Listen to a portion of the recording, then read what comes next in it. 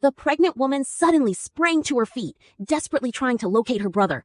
Fortunately, he was very close to her, within the tangled grass.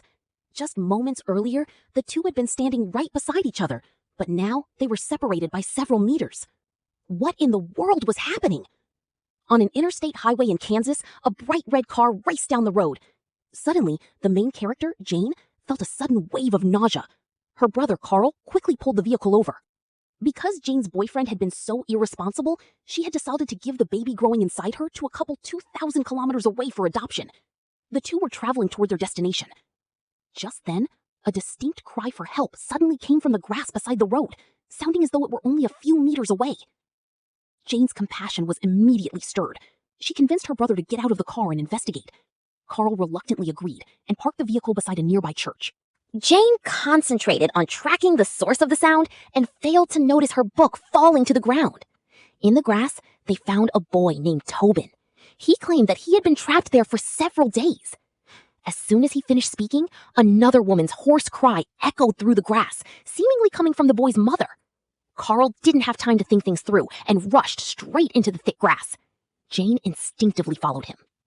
She pulled out her white mobile phone and dialed the emergency number. But the moment she explained that a lost child was trapped in the thick grass and needed rescuing, the signal suddenly disappeared. When she regained her senses, her brother was already nowhere to be seen ahead. Meanwhile, Carl was trying to communicate with Tobin. He told the boy to stay where he was while slowly moving closer. Jane heard the voices and interrupted them, warning that something strange was happening everywhere and suggesting they return to the road and wait for rescuers. Carl turned around, but couldn't find Tobin anywhere. He immediately agreed with his sister's suggestion.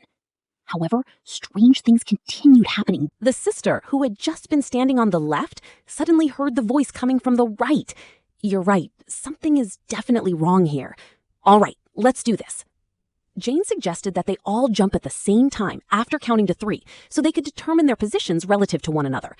Carl was worried that jumping might harm the fetus in her womb, but Jane insisted that it wouldn't be a problem. 1, 2, 3. Come closer. All right. Judging from their positions, the two were now separated by dozens of meters. Yet only moments earlier, they had clearly been standing directly beside each other. The bizarre scene sent chills down their spines. Carl was so startled that he couldn't stop shouting. He hurriedly ran toward the direction of his sister's voice, but in his panic, he accidentally stumbled and fell. Looking up, he discovered a severely decomposed dead dog. The horrifying sight left him nearly terrified out of his mind. Jane asked what had happened, but Carl didn't go into detail. He simply said